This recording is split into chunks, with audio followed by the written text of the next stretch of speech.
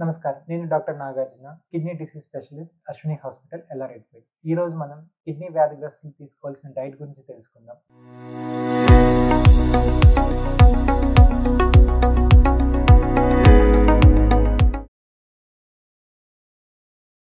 మనం కిడ్నీ వ్యాధిని దశలుగా విభజిస్తాం.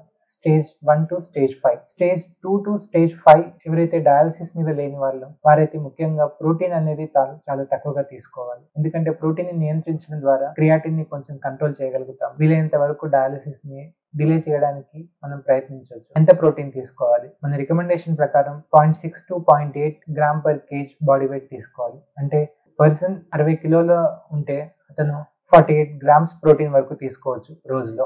అలాగే స్టేజ్ 5 డయాలసిస్ మీద ఉన్న పేషెంట్స్, మనం వీళ్ళకి ప్రోటీన్ ని రెస్ట్రిక్ట్ చేయడానికి కుదరదు. ప్రోటీన్ రెస్ట్రిక్ట్ చేయడం వల్ల వీరు ఇంకా నీరసించిపోతారు. వీరు మామూలుగా 1.2 gram per kg body weight తీసుకోవాలి. అంటే 60 కిలోల డ్రై వెయిట్ ఉన్న డయాలసిస్ పేషెంట్ కనీసం 72 గ్రాములు ప్రోటీన్ తీసుకోవాలి.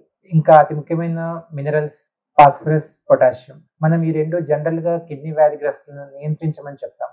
బట్ వీరి ల్యాబ్ రిపోర్ట్స్ మీద ఆధారపడి ఉంటుంది. సపోజ్ మన పొటాషియం అనేది అధికంగా ఉన్నట్లయితే పొటాషియం కంటైనింగ్ ఫుడ్స్ అంటే బనానా, కొబ్బరి నీళ్లు, పళ్ళ రసాలు అనేవి తగ్గించమని చెప్తాము. అలాగే ఫాస్ఫరస్, ఇది స్టేజ్ 3 నుండి నెమ్మదిగా బాడీ లోపల పెరగడం స్టార్ట్ అవుతుంది. ఇది మన ఎముకల లోపల బలాన్ని నియంత్రిస్తుంది. ఒకవేళ మన ఫాస్ఫరస్ అధికంగా పెరుగుతున్నట్లయితే, ముఖ్యంగా స్టేజ్ 3, స్టేజ్ 5 వాళ్ళలో ఈ సమస్య అధికంగా ఉంటుంది. వీళ్ళు ఫాస్ఫరస్ కంటైనింగ్ ఫుడ్ ని చాలా తక్కువగా తీసుకోవాలి. అంటే రెడ్ మీట్ కానీ, నట్స్, ఇంకా పాలకు సంబంధించిన పదార్థాలు, చీజ్, ఇలాంటి పదార్థాలు చాలా లిమిటెడ్ గా తీసుకోవాలి. అన్నిటికంటే ముఖ్యమైనది వాటర్. వాటర్ అనేది మీ యొక్క శరీర స్వభావాన్ని బట్టి మేము నిర్ధారిస్తాము. ఒకవేళ కిడ్నీ వ్యాధిగ్రస్తులకి కాళ్ళలో వాపులు ఉన్నట్లయితే మనం వాటర్ క్వాంటిటీని తగ్గించమని చెప్తాము.